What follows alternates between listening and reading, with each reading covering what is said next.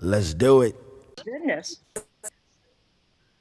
I want to start today with, there'll be two parts. And the first part is really how simple it is to do some enhancements to images and really make them more three-dimensional. The things I covered last week related to three-dimensionality, uh, cropping for compositional aspects and a number of things. And I don't want people to think it's so easy, so difficult rather, to do some simple enhancements that really make the image jump. So I thought, well, I'll just show you how to do some of them and how easy they really are. John, And then, John, I think this is where I need my quote.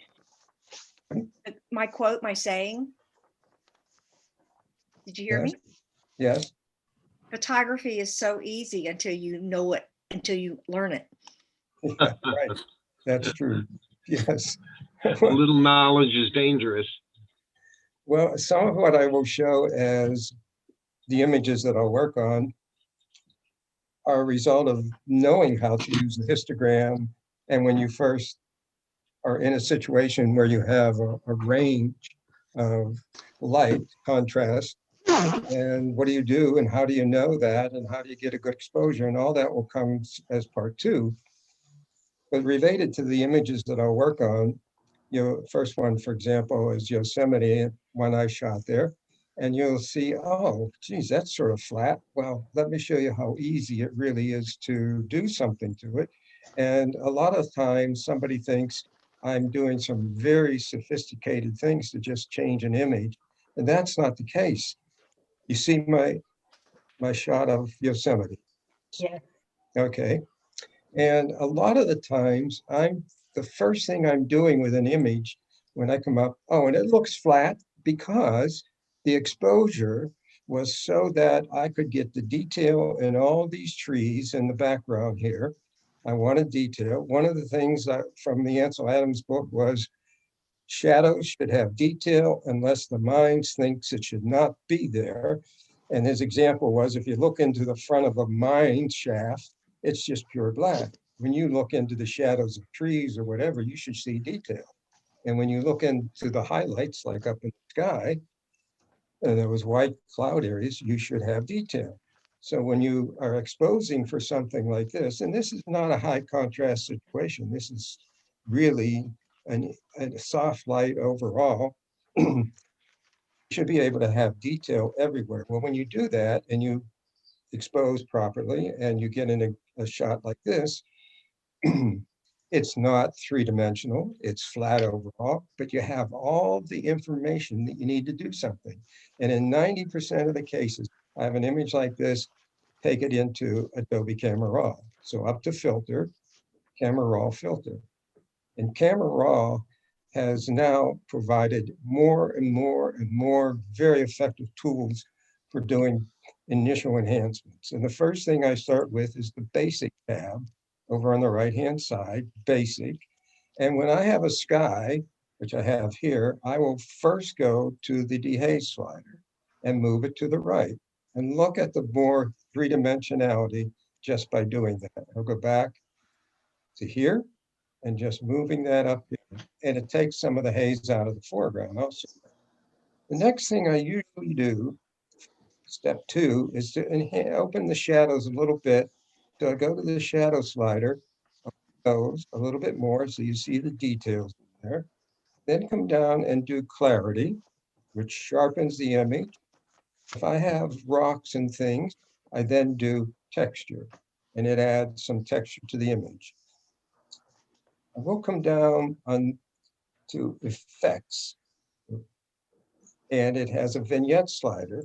And if I move it to the left, darken the corners, it brings up some other sliders, and I will always feather the vignetting just a little bit. Now, I'll go back to, before I do anything else, well, no, I think I'll go back up to basics and come down to vibrance.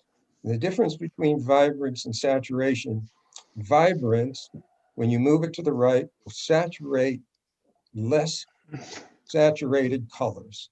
It's only working on the more muted colors in the image. Saturation will increase the saturation in all colors in the image. So I only go first time to vibrance and bring up some of the less saturated colors. Now I click OK, come back into Photoshop.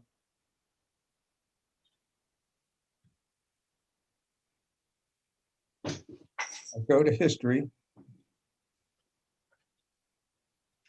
Show you, hold on.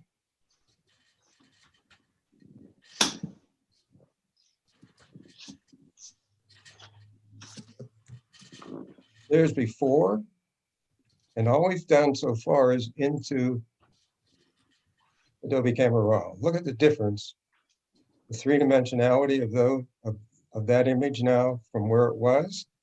Where it was, I was at that level because I knew I had everything based on the histogram, all the details I wanted.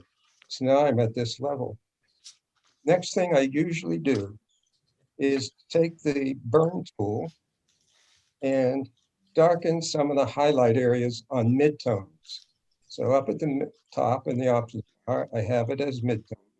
I'll darken El Capitan a little bit and come across the foreground just a little bit to darken that, to push your eye in. If you remember from last week, dark, light, dark, light, dark, light, and would come up to the sky and just darken across the sky a little bit. I have this on a very low percentage.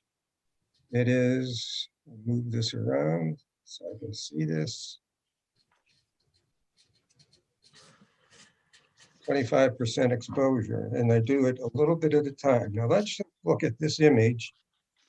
Look how it's presented to you now, and look at the few steps that I've done. Camera raw, number of sliders, 1, 2, 3, 4, burn tool. Here's how it was open. Here's where it is now. That's really very simple work. Last thing I will do on this image, and then we'll move on to another one, is take the sponge tool on saturate at about 35, 39%. Make it a little smaller brush and just highlight the trees and the grass in the foreground so that I get more of that dark, light aspects. And having done that, I can see that I could just darken the sky a little bit more. Now I have more three-dimensionality overall. Here we go, from here to here. That is not very complex kinds of work.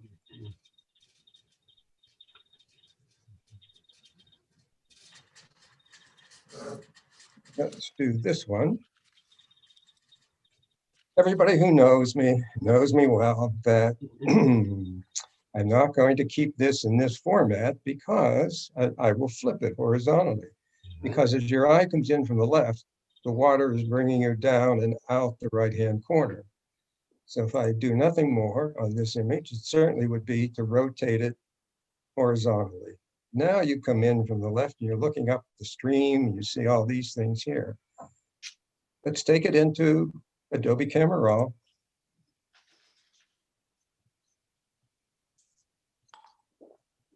I want to open up the shadows just a little bit. So we get to see the rocks near the water, get nice detail in there. I'll give a little bit vibrance. So this, and come down to effects and do vignette.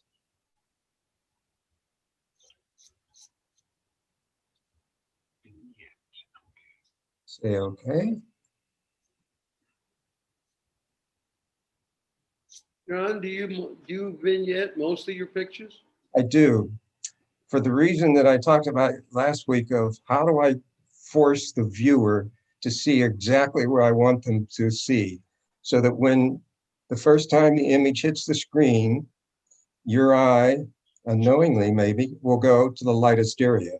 And on this image yet, I don't have you really where I want you to go yet, but by vignetting the corners just slightly, not so that they're obvious, that it brings the eye into the center of the image. Now in this image, all the sky up here is a little distracting to me, so I would clone that up. I'm not going to do cloning today. But what I will do is to use the sponge tool on saturate and just bring some color into that center area that I talked about, being the center where I want your eye to go immediately. Nothing more than that. Maybe over here, because you're coming in from the left. And then darken down at the bottom just a little bit more to force your eye up and across the top a little bit. Bring your eye down. And so you have those bands of dark, light, dark. I'll do a little cropping. I mean, not cropping, cloning. For me, my eye keeps going up into this light area. Yes. So the first thing, I'll use the spot healing brush because it's a rather small area that I want to address up here and see if it fixes that fairly nicely. And it did. Let's do this one. Don't do the whole area at one time. Do it in sections like I'm doing, and it will work better for you rather than trying to do all one piece. Now that I have it that way, I would lighten it some. Now get the dodge tool on highlights. Just give it a little bit of a light aspect there to bring up so that you're looking into the shadows and you can see detail. And even more so would be to use the dodge tool on midtones and just open up shadows a little bit with the dodge tool. See how nicely that does that without making it too bright. Now, we think about what I talked about before, dark light, and where do your eye going? Your eye is going right into the middle of that image. Let me show that to you from where we opened it and then flipped it. And that's how we had it. And here's where we are. Very few kinds of any kind of sophisticated work, very simple use of the tools. One thing my eye tends to go to then is little highlights. So here's this little white something sticking out here on the left, and I would just take that out and maybe come back up and get these highlights here. Look at the difference of having that bright area up there and then down here. And that was so easy to remove that. John, is there a powerful difference between Camera Raw and Lightroom? They seem to be similar. I don't know if there's any strength. The difference, no, actually Camera Raw now is getting closer and closer and closer to Lightroom. And in fact, Camera Raw always has been a subset of the actual software from Lightroom. There's some other features in Lightroom because of the need in Lightroom to have the library portion. No.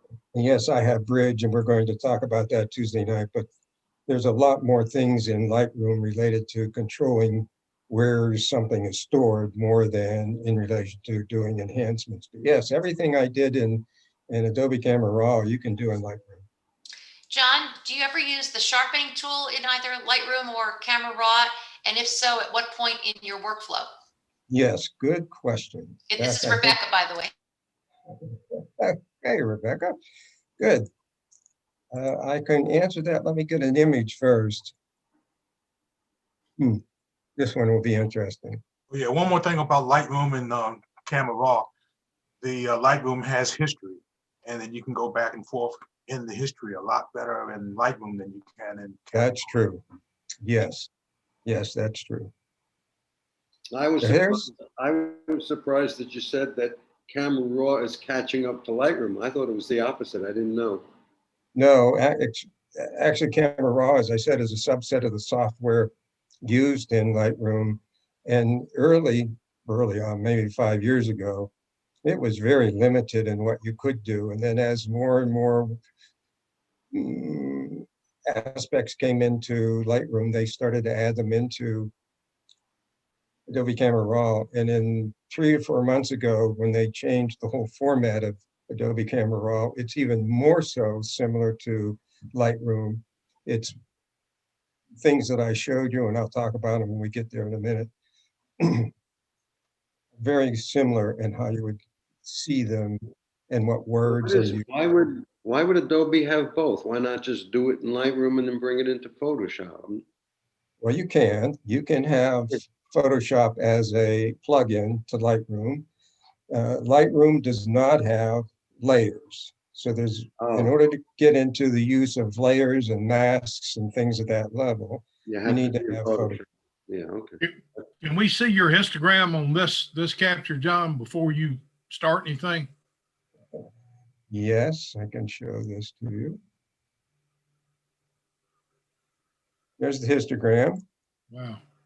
and you can see right over here on the left, it's Dark. touching quite a bit. And in fact, you see the histogram shows that 90% of this image is all dark.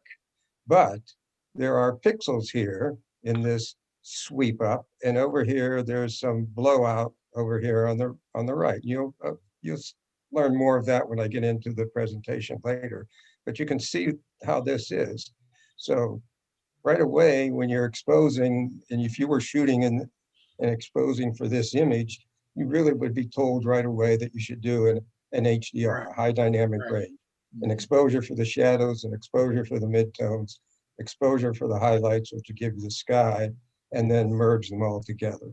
But I wanted to show you, even if without going to that level of something, here is a rather poor image.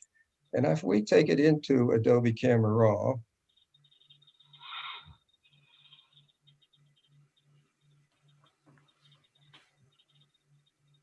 maybe. Yes, come on. Come on, come on.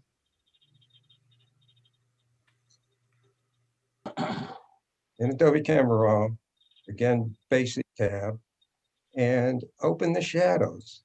I'll do exposure. No, let me show you the value of shadows first. If I just open the shadows, look at that. And I haven't even touched the exposure. Now, in this situation, I didn't go to the exposure because the exposure will open up that sky even more. So we really would want a shot that had better detail there. But look at the detail that really is in this image. So I've opened it with opening this exposure just a little bit, opening the shadows, and I would come down to, again, to dehaze and see if I can get something up in that sky. Nope, it's not doing anything. But I'll give clarity, which will create some sharpness. Clarity is really creating contrast of midtones, and it makes it look, it's darkening midtones, and so it makes it look more as though it's been sharpened. And then texture will give another aspect to that image related to that. I'll show you that when we get back into Photoshop. So I've now done some things that just brings that image out, and I'll bring some of that subtle color. That's all I've done. No more than that. And let me show you the open when it comes back. Look at this image. I would just throw this away. And you think, ah, geez. Well, the cameras today, the pixels are so good overall, but you still should look at that histogram, and that's part 2 today of what's there. But here is the open. Here is nothing more than Adobe Camera Raw. Now, I would spend a little more time on this with a number of other things, but let me just do saturation. Yes, some saturation with the sponge tool to show you what can be done with those kinds of things. Again, to bring the eye in where I want the eye to go initially. I would crop this image a little bit. Don't need as much down here in the foreground. And maybe even crop from the top. So you have the light beam.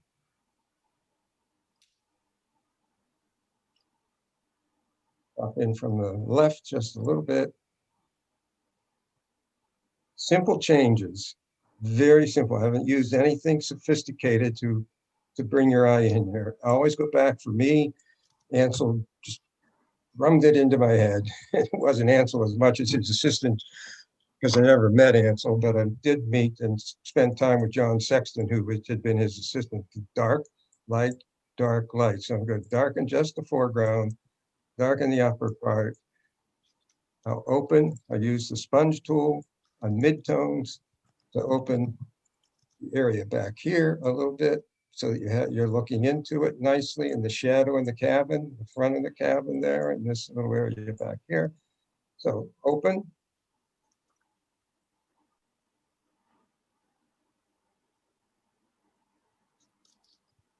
Here, very simple techniques. John, what about if you cloned some more of that tree that's, you know, in the sky next to that beam on the left-hand side? Yes, certainly can do that. And I usually will start with the spot healing brush because it does a fairly good job in knowing what to do with things and trying not to be too sophisticated with things. But yes, you could do that. And you could then do cloning and picking up even from over in this area. Now, when you're cloning, I recommend that you keep it, come up here to the brush at the top left, keep it to a medium, and come over here. You're going to clone somewhere in the range of a medium hardness to 60-some%, 70%. You don't want it real hard or you'll get sharp edges. You adjust the size however you need. And when you're cloning, if I take some from here and put it up here, I can do that and then get random. If you don't randomly select things, you will see that you've cloned, and that doesn't look right at all. But you can see how easy it is to just do what I'm doing here and change that image even more. You would probably, you yourself would use spot healing over cloning, right? In most situations? No. No? Spot healing is for me, spot healing is for small areas. Okay. Like this little area here, that would be good. Oh, okay. And in here, but bigger areas, cloning, absolutely. Okay. John, I got a technical question that's puzzled me for a long time. If there are no pixels and you clone pixels over it, what do they cling to? Say it There's nothing again. there. Well, if you say there's no pixels in the area, right? So to me, that is a void. So when you clone, what do the things that you clone stick to? You're really picking up pixels and laying them down onto an area that's blank. You're not adhering them to anything. You're putting them Okay. though you had a Yeah, that paintbrush. makes sense. Yeah, and you were painting onto a canvas. Yeah.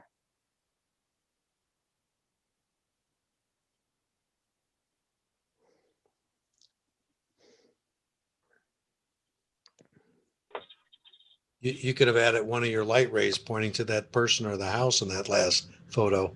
Would have been Yes. interesting. Well, if we have time, I have at the end of today's session, I'll show you Luminar, and Luminar has a phenomenal ability to put light rays in an image. Very interesting. It's so good. So this was I shot down in Providence Canyon, and of course, you should all say, "Oh, well, he's going to flip that," and I am because the way you're reading it now is you're coming in from the left, following that rock up, and then off to the right-hand side.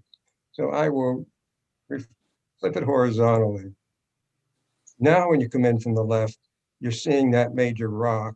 And I call this right-hand side containment. It's containing your eye. It's moving you back in. You come over there, there's a big piece. You look at it, there's detail throughout this whole image, but it brings you back in. Now, again, first thing I'm going to do is take it right into Adobe Camera Raw. And, excuse me. I'll try dehaze just a little bit to see what it's doing. It's doing a little bit of nice stuff. I'll do clarity. You see how much sharper it's getting? And since there's rock there, I'll give it some texture.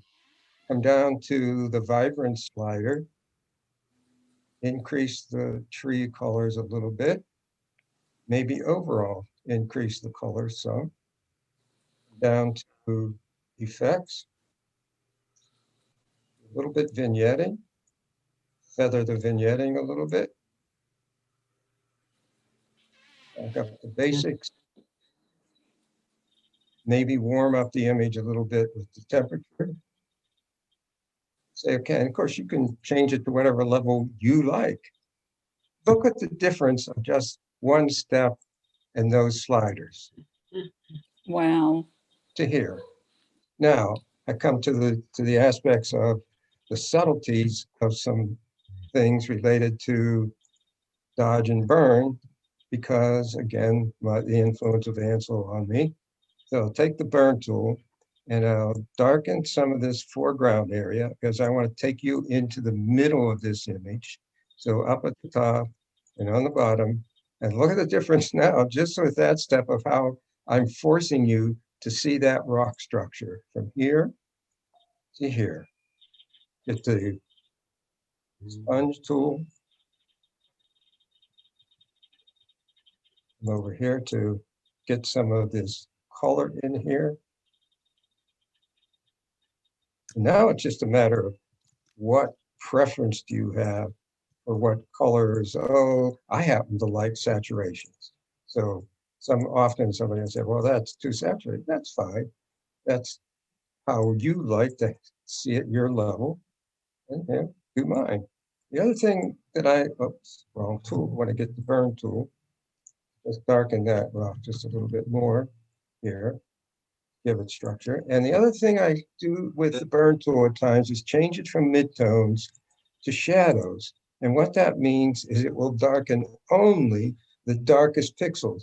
So if I do that, I'm really creating more of a three-dimensional aspect to that rock structure. And I still think that's a little too bright. And I would really back it off some, come back up and do midtones and down through there. And I also suggest that you do something like this, let it set a day or two, and then come back to it, because you'll see other changes. Your eye gets too accustomed to what you're seeing as you're working on things. So you want to just do it. And you see the simple tools, I'm not using anything very sophisticated, just dodge and burn. And initially I used Adobe Camera Raw. I just want to do one more thing to the image and we'll take a look at it. That's how I opened it. This is a little too bright down here in the foreground because I want your eye to get it back up into there. So I'll darken that a little bit. Here. Back here a little bit, the upper left. All right. John, were you going to incorporate some sharpening on this one? Ah, yes, of course. Good. Let me open it first. You ready for this? Here's the open with the flip. Here's where we are with very simple techniques. So one of the things I'll do for sharpening is filter, sharpen.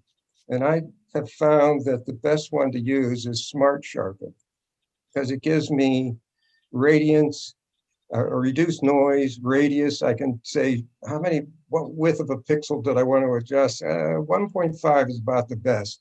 And if I move this up to see how much sharpening, I can also look at that in this window. When I press down on the left mouse button, it shows me the way it was.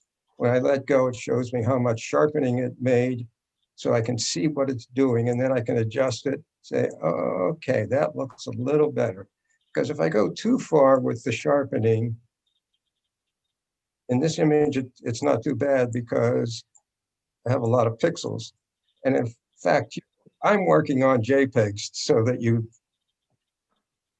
just see how quickly I can do things, but you should always be working on your RAW file. When you do that, Smart Sharpen is going to work even better for you because you'll have more pixels to be working with. That's where do you find that Smart Sharpen? I can't tell you, but if you send me an email, no, I'm not joking. Thanks, John. You go up to, see, Mary knows me, so I don't feel bad about it. Okay. Up here to filter. Down to the word that says sharpen. Uh-huh. And then one of the drop downs near the bottom is Smart Sharpen. Okay, thank you. Yeah. So John, you would have to bring the photo in as a smart object in order to do it in RAW, wouldn't you? Yes. do you prefer to sharpen globally or do you ever use the Photoshop sharpen tool? Very seldom. Over here in the toolbar, there's a sharpen tool. What I found is that it doesn't work as well. If you want to sharpen something and you zoom in on something and you want to sharpen just a little bit of something, yes, I would do that. But it tends to pixelate or create noise very quickly. So I don't use that. Now, normally when you're working on an image, are you going back to the background layer to add the sharpening, or you're doing a stamp layer to add the sharpening? Or I don't, good question related to do I add layers and so on. I tend not to add layers to do things other than if I'm going to add something entirely different to the image. But in relation to making changes and so on, it's just my style of going through. You notice I didn't duplicate the background layer and then work on a duplicate of it. I don't do that. I just simply work on the image, and mostly I've never really had a problem of saying, oh, I think I'll just redo it or whatever, and then I'll redo it if I need to. The only thing left on this image before we leave it is this lower left corner for my eye is a little too dark. And so I would get the sponge tool, sponge tool. I'll get the dodge tool on midtones and open up that shadow area just a little bit more so that the eye of the user has something to see as they're coming in, but don't want it so bright as to the other parts of the image. On that sharpen tool, you also have a way to sharpen shadow area. Yes. So let's look at it. John, John, did you tend to also balance the colors and saturation, let's say concentrically? I see on the middle, you're always lightening that and bringing up the vibrance. But just now you talked about the lower left being too dark. I immediately went to the right side and I said, oh, after he lightened it up a bit, it sort of balanced what was on the right, which it did not do before. Absolutely. So my question is, you kind of think of it symmetrically all the way around. So I do. Good. More concentric. Yes, and yes. In fact, I'm so accustomed to doing it now that I didn't even think to say it that way. But absolutely, I do. And even up here, to your point, you see how it's darker here and darker here, and this little section in the middle here bothers me a little bit because it's not in balance with the other. So I would darken that a little bit, and that's more symmetric. Absolutely. But look at what we've done. I mean, go back to this. Look what we've done with some very simple tools, nothing real sophisticated. And here is where we were when we flipped it. And here's where we are. Jeez. Is that amazing? Oh my gosh. Comes alive. It sure does. And three-dimensionality. One of the things I talked about last week and is in everything I talk about is when you're making the image, when you're shooting it, look to see where a highlight is against the shadow. Because if there's something light against the shadow, and I covered this last week, Maxfield Parrish paintings taught it to me, anything that's light against dark makes it stand out three-dimensionally. Light against dark over here, or dark against light. So that's your three-dimensionality aspects of things. So I look for that when I'm out shooting. Where is the light? What's working? I'm simply enhancing it now, not changing that in any way other than bringing out the highlights and shadows. But the structure, the composition is so important. See the highlight here coming down along that rock. Probably, and let this sit a day or two, I probably would come back in with the dodge tool on maybe highlights. See, now I'm going to get really down fine on things to just create more of a three-dimensionality aspect of that across there and down through here. You see now how I'm creating 3 dimensions. And that's it. John, can you just ask a simple question for me? how do you change the size of your circle Yes, without good going question. up to the top and changing? Yes, you can always go up here. That's the way you do it, but a left bracket That I and know. a right bracket. Left bracket makes it smaller, right bracket on your keyboard makes it bigger. And so you can see the size of it. Now, here's another aspect to it. If you want to change the hardness and the sharpness of it, remember up here you have a slider that is for the hardness. Let me get this out of the way here. You have one for the hardness, and if you make it really hard, that means it's all the way hard, all the way around, right up to the edges of the circle. Well, how do you change that? Well, the left bracket, right bracket, left bracket makes this circle smaller, right makes it bigger. If you hold the shift key, when you press the left bracket, it makes it softer. Watch the circle up here at the top of the brush. When I hold the shift key and hit the right bracket, you see how it's getting sharper? Hit the left bracket, makes it softer. So I can adjust the brush with that method. Go to Thank you, one other John. image. Yes? Hey, John. Yes. One comment about brush and softness. If you have a Mac and you hold the Control and Option key down and then click to the right, it'll make the brush bigger. To the left, it'll make the brush smaller. And down will control the, the softness of the brush. Yes. So. This is a raw file. So I could have just started in Adobe Camera Raw because a raw file was going to go in there first, but I wanted to bring it into Photoshop to show you the image, and then we'll go in there. So this is how I shot it, where there's detail in the shadows, everything's around. Of course, those wires need to be removed. Now, here's an area where I would not use the clone tool. I really would use the spot healing brush and just remove those before I get into doing anything with it. But I could do it even after the fact if I had started in Adobe Camera Raw. And since this is just little areas, I would not go to the clone tool. I'll use the spot healing brush. Now, I have a sky, so I immediately, and I want to do shadows, but I almost always go into Camera Raw first.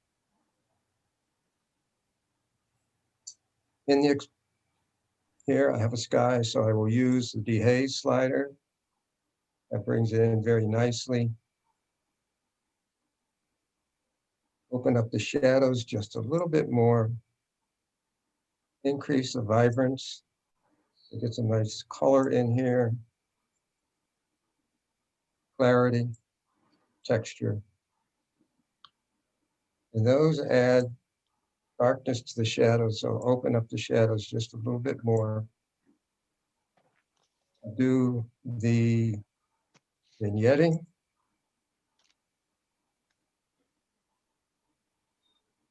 Feather it.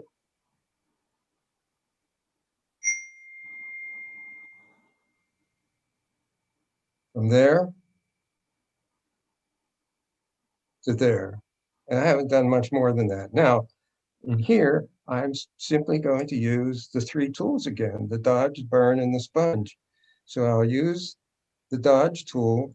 In this case, I will use it on highlights, make it bigger, and run it through the center because that's where I want your eye to go. And it, in relation to how the clouds are working, a little bit more here. Get this burn tool, make it bigger, and smoothly run it across and build it up. Don't try to darken it to the whole level that you want right off. Build it up so that you can back off a little if you want. And then down here at the bottom, darken that a little bit to bring your eye in. Now use the sponge tool and the sponge tool on that wonderful colors at the horizon. just to add a little bit more color in there. Do that once, twice. Come over to the rocks. Do those. And the sponge tool does two things. It increases the color and it lightens at the same time.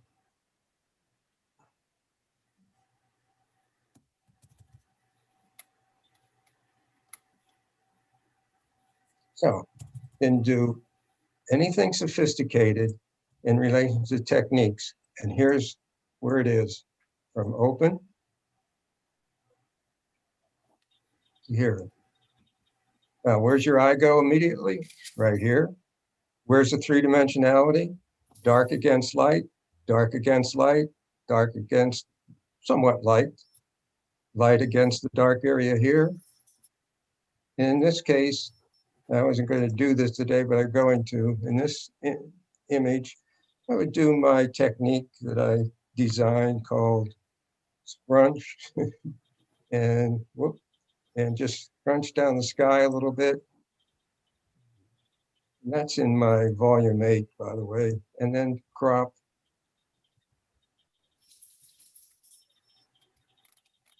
How's that? Really something, isn't it? Yeah. From here. That's wonderful.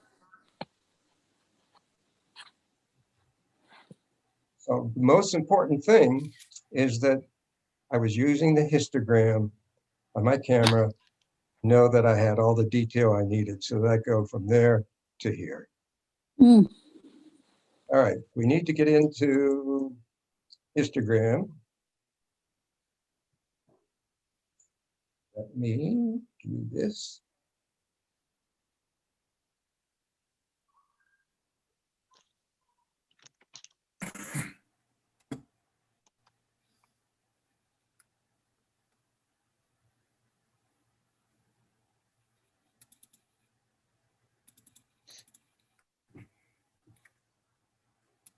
Okay, you see my PowerPoint presentation? Yes. Yes?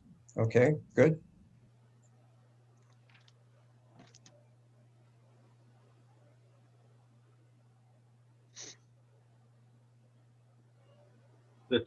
So many times I'm working with somebody and they think the camera is what made it the image. No, the camera did nothing more than capture.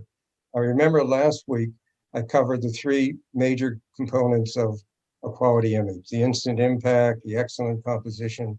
And then today we just covered some of the post-processing.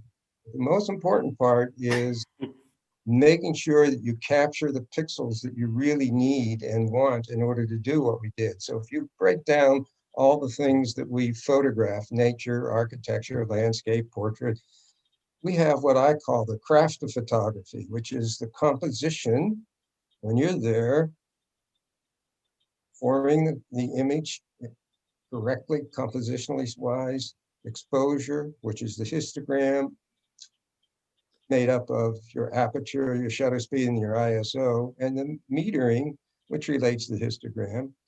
Then as you accomplish the craft of photography, you learn to use light more effectively, which means the overhead light, the soft light, the backlight, those kinds of things, not just shooting in midday light all the time. And that leads you into doing really good things with those categories. And you make the image, making images with impact, not just taking pictures. In fact, a quality photograph involves a skillful use of strong, very strong composition. I covered that last week. Lines, forms, leading lines, patterns, visual relationships. Observation, understanding of light, and really, how does that relate to what you're capturing? It's the histogram.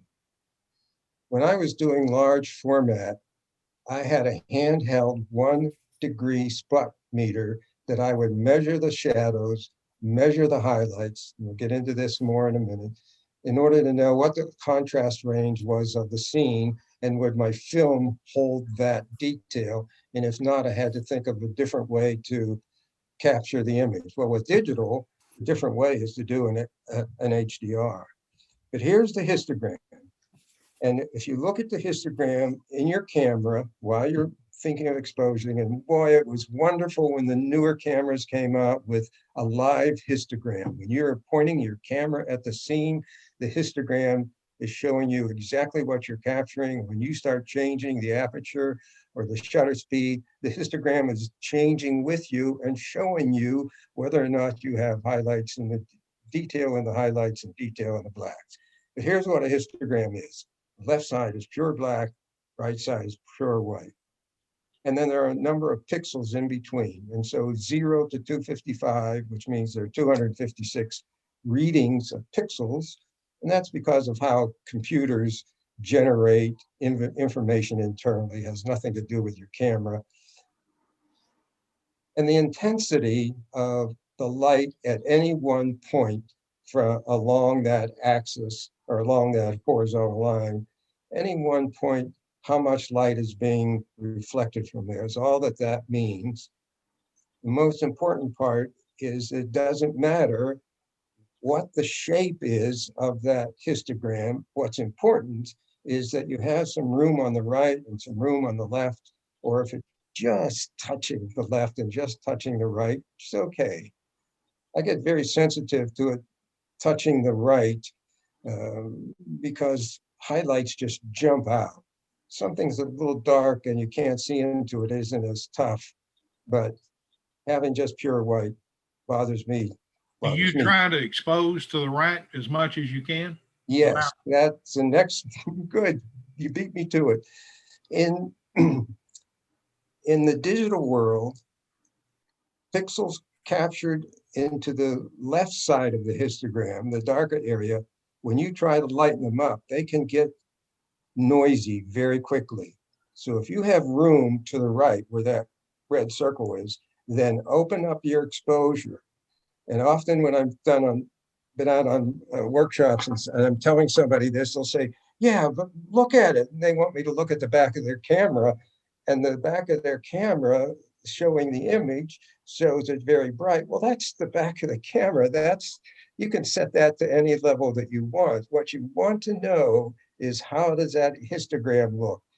Because if you have more room there, capture those pixels brighter, you can easily darken them and then you don't have noise.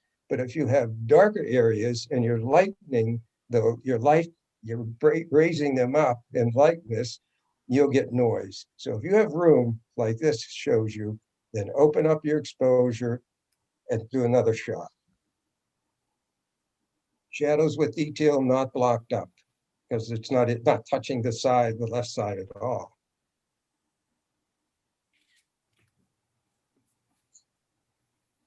So black to shadows, and you see that gradation of tones from black to lighter gray, mid-tone, all the way over to pure white. That's really the tonal range that histogram is representing.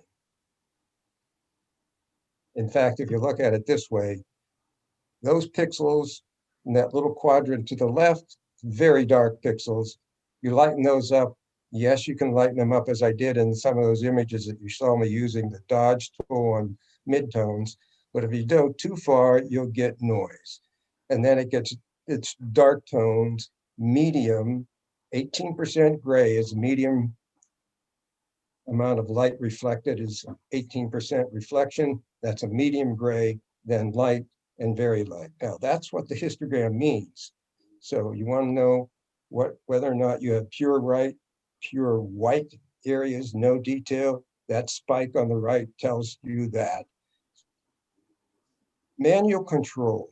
You set the aperture, you set the ISO, and you meter the scene related to your meter in your camera. And the meters in your camera, most of the time, you're expected to make the adjustments in aperture or ISO or shutter speed to bring that needle to the 0 point. Well, here's something to think about. Here's a scene I shot in Italy, in Tuscany. And if I metered that area there, it's a soft light situation. And I put the meter by adjusting my settings, and I put the meter to 0, and I look at the histogram, if it was live histogram, as I made the change, it would show me that right away. That's wonderful. Just take the shot. Everything's going to work. I'm inside this building, the train station in Chicago, and I'm looking at, based on the settings I had an f16 ISO 400, a shutter speed 1/60th. Based on that, and pointing my camera at the scene, it's telling me that I'm underexposed by 2. Oh, really? Well, if I look at the histogram, it's showing me that most of the pixels in this image, when I capture it, will be black, solid black, or very dark. And if I try to lighten them up, I'll get noise, but I could. But the better thing would be to have more exposure, because I have more exposure room to the right. And in that case, I move it up even to maybe a +1 and take the shot and see what the histogram looks like. Or if I have a live histogram, it's going to show me that I'm moving it to the right as I change my settings.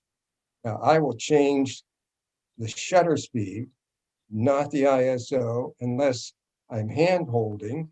In most cases, you can't hand hold and keep it steady less than 1/60th of a second. So if you have it at 1/60th of a second in f16 and the histogram is telling you you need to have more exposure, then change your ISO. And the ISOs today, when I had my D300, I couldn't go more than ISO 600 without getting a lot of noise. I have an Olympus now, and I can take it up to 2500 and not have any noise whatsoever. I was just going to ask you if you were holding this at the 60, because I used to take high school sport pictures, and in order to get that with the old style cameras, you'd have to get high ISO film. Yes. But then it got very grainy when I was in the dark room. Indeed. Yeah. Indeed. So right. That was a tough problem. Really never did solve it with the cameras I was using. Digital has solved that nicely by giving you really good pixels. And so you can get up high with them. In fact, almost never, I hate to say this, almost never use a tripod anymore, because I can have it at 1/60th or whatever and raise my ISO to 2000 and not have any noise and get good sharp pixels. Oh, wow. So if I change my settings and I do not change my aperture, why not? Because the aperture determines depth of field, sharpness from the foreground to the background. And in this case, I need good sharpness all the way through. So minimal, I would be changing the ISO, not the shutter speed, and definitely not the aperture. This is in Rome.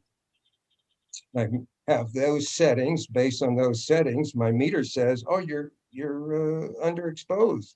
And if I look at the histogram, and if you don't have a live histogram, then just take the shot and then look at the histogram on the back of your camera, and then you can throw that image away later, no problem, and then make your changes and put more exposure into it. Watch the histogram if it's a live histogram, and if it isn't, then just raise up and take the shot and look at the histogram. And if it's good, you got it. How about a very high key scene? Point your camera that way, f16 ISO 400 and 1/25th of a second. It's showing me, if I look at the camera, it's showing me that that really is blown out a lot of areas. And if I look at the histogram, live histogram, or take the shot and look at the histogram, it's jammed up to the right. That's all the bright sky plus other areas that are just lost detail. In this case, I would lower the exposure, take the shot. The sky is still going to be blown out unless I do HDR on this, but on a single shot. But I've just changed it so that I'm capturing most of the pixels I want.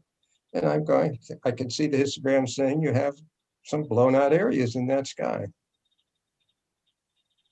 This one even more so. Point the camera with these settings, take the shot, it would look like this, or again, take the shot, look at the histogram, look at your live histogram, cut back on the exposure, take the shot. And I'm losing some detail, a little bit in the shadow areas, but I have good highlights. That may mean I need to do an HDR. Little or no apparent clipping, the histogram would look that way on the right-hand side. Strong clipping, you have pure white areas, no detail, no pixels. No pixels, you have pure black pixels from in the shadow areas. You do not have detail. Sometimes the histogram is just beautiful. All the tones in that situation were wonderful. Well, what happens when you have a situation like this? I wanted to photograph that glass of wine with the red wine in it on a high key situation. Painted the bottles white, it's laying on the bottles, white background. I do the histogram and it says, hey, you really are, you have a lot of white. Well, the little bit area to the left of the pure white says I have some detail, which is the glass in the bottles. That, which is right up against the upper right, means that's pure white, and that's my background. And the over on the left, where you have that little spike, that's the dark area of the red wine. So you have to know what you're shooting also, not just being dictated by the histogram. Now let's just look at some aspects related to the histogram of, here's pure black. Remember that histogram, pure black to pure white? And you think of low contrast. A low contrast situation means that the scene you are looking at, the shadow areas are not real dark, it's soft light. And the bright areas are not real bright.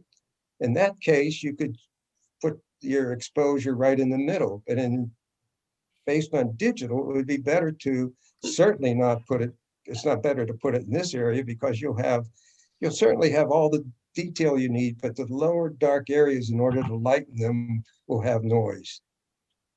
In this case, it's better to shoot as a higher area, and it's called exposed to the right, based on digital, exposed to the right, ETTR, and your back of your camera will look way bright, the image on the back of your camera, but you know you have great pixels and you can darken them without having any noise whatsoever. You have some situations where just a low dynamic range, you could put it right in the middle. I would tend to move it more to the right again. As you're in a situation, soft light, I want detail under the bird's stomach, I want detail everywhere else, and that works out well. I have a situation where I have bright areas and a dark background. I now need to be very careful where I'm putting this and what area in the histogram am I going to use. In this case, I still would expose to the right-hand side and then just darken the areas I want to dark with the burn tool or whatever other way you want to do it. Low contrast but high key means that I have great pixels in every area that I'm going to do. And the histogram would look more like this. So when I photographed the magnolia blossoms, it's all high key. They're from midtones on up, and I wanted to capture those pixels really well. So we could have a high dynamic range. Now you need to be very careful when you're shooting in a high dynamic range light situation such as this, where her face is lit nicely. She has a dark dress on and a scarf. If you set your settings in such a way that some areas are going to be pure black, that's all right if that's the way you want to print it. Just look at the histogram and see what it's saying. It's saying you have some areas that are pure black. Great, I know that because I see what I'm shooting. But what is really good in this histogram is the far right is just up against the edge. And so I have great detail in her face, which is where the lightest area is located. Lost shadow detail back there? Absolutely, no problem. This situation required a high dynamic range. I'm standing in the foyer of the church shooting. And the foyer, the front part here is extremely dark. The highlights are blown out no matter what I'm doing. I don't want to shift it to the other side so that I have pure black. I don't want any pure black at all. So when I'm doing my exposure, my histogram shows me that my highlights are gone. I have good shadow details, but the highlights are gone. Well, in that case, I need to do a dynamic range for the high contrast situation. So I would meter so that if I take this shot like this, I see that I have pure blacks and pure whites. So what I would want to do is expose for the shadows. So I'll get good shadow detail and good midtones. And so that exposure would mean I'd have blown out highlights. Do another exposure where I have good highlights, blown out the details, even with the two shots, put the two together, and I've captured everything in the image that I need for that kind of situation. Same situation here. If you pointed your camera right at that area and you did your settings based on that, you would lose detail in those two areas. And if you look at the histogram, it tells you that. So you do high dynamic range and you get great detail in the shadows. And so the histogram really tells you a lot. John, I have a question. Yes. Most cameras have an HDR setting. Yes. You can choose 3 or 5 exposure. Yes. In general, do they do pretty much what you've done sort of Yes. manually? They do. And what you do is to tell it, you tell the camera how many f-stops you want for, if you're going to do a three shot HDR on your camera and you tell it 1 stop, then it will do 1 stop under 0 and 1 stop over. If you say 2 stops, it'll do 2 stops under and 2 stop and then right on the 0 point and 2 stops over. And that's fine. But once you really learn it, and you sometimes maybe want 1 stop under and 2 stops over to get based on the range of light that you have. So I got very much to doing the shots on my own and looking at the histogram each time. But yes, it'll give it to you, and it doesn't matter. Suppose you had to get 5 shots to get something that I do in 3 shots. What's the difference? You put them together, you have a whole image with everything you want, and you just work on it. But it does it in equal increments. Yeah. Aperture preferred, by the way, I want to stay with full manual settings. I can't tell you, it sort of surprised me when talking to a number of the people in my workshops, and they'll say, oh, no, I don't do the settings. Why? First of all, the first thing you should set is your aperture based on the depth of field. A high aperture number gives you the very deep depth of field, sharpness from the foreground to the background. So first thing you want to do is set that. Then they'll say, well, I just want sort of the art. Well, if you're going to allow the camera to set things, choose the aperture preferred settings on your camera, because at least you're controlling the depth of field. And then say an f20, set it f20 for a very long depth of field if you're doing landscapes. Let the ISO be anywhere from 400 to 250. The cameras will pick that for you unless you give it a top. You can, on your cameras, you can say you can set it for me, but you can't go above this number. On my new Olympus, I can go up to 2,500. So that's the top for me. And it's almost never run into that situation. And on the shutter speed, handheld at 1/60th or faster, 1/125th or whatever it is. I've learned how to shoot even at 1/25th of a second and still have it very sharp. But with the newer cameras going up to 250, 2,500, you almost never need to go slower than 1/60th unless you're shooting night scenes. So exposure, let me see what time it is here. Okay. Aperture, lens opening, depth of field, shutter speed, metering, histogram, and the ISO simply is telling the camera how sensitive it should be to the light. That same as when we bought film. Give you a quick rundown here. If you look at your camera, if you've set your camera settings, mine are set at 1/3 of a stop. So when I look at my meter in my camera, each little portion represents 1/3. Actually, I'll tell you, 1/3 of a change in exposure is nothing. There really is no major difference at all. You really need to be changing something from one stop to a full stop to make a difference in your settings on your camera. So 2 stops, yeah, that's a difference. When the image is underexposed, your histogram looks that way. Overexposed, it looks that way. Here's a situation at Mesa Verde, climb down into the Kiva, very dark down there. And with the basic settings, putting it at a metering point of 0, take the shot. This is what I got out of that. But I look at the histogram and it immediately tells me, you're not getting any of the details you want, John. Open up. And so I opened up and it says, yeah, it's too many times somebody said, well, you've overexposed. No, I now have all the detail I want.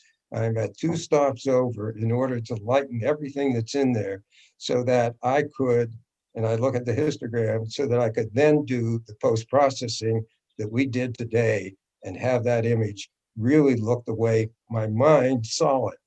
And you remember, I always say, it's not the camera that is determining what to do, it's your mind. Just use the camera to record. And the histogram tells you that. So we'll just do a very simple thing here. I did it at about 1.5 or 1 2/3 stops over to get the shadow in those details and the details in the shadows. And that way in post-processing, I could produce this image. This is in Kenya Duche also. And the fact is here that if I meter here, rocks would come out very dark. I put it on 0 as a metering point and meter and take that shot, the rocks will be dark. But if I look at the histogram, I can see that means I have a lot of room to the right. So I'll change my exposure up to 1 and 1.5, take this shot and then do some post-processing. Sky's blown out, histogram tells me right away that problem. 2 exposures, put them together, have a good shot. I would just end this today with saying that if you want to buy any of the Luminar modules, use JM Photography, just the way I have it printed there, 10, and you get a $10 discount on anything you buy. And if you're buying any of the Topaz modules, use in the promo code Mariana15, and you'll get a 15% discount. So thank you for coming today. Go be an artist. Thank you, John. And do you have any questions? Thank you, John. Thank you. Excellent. Thank you. Thank you, very informative. Thanks.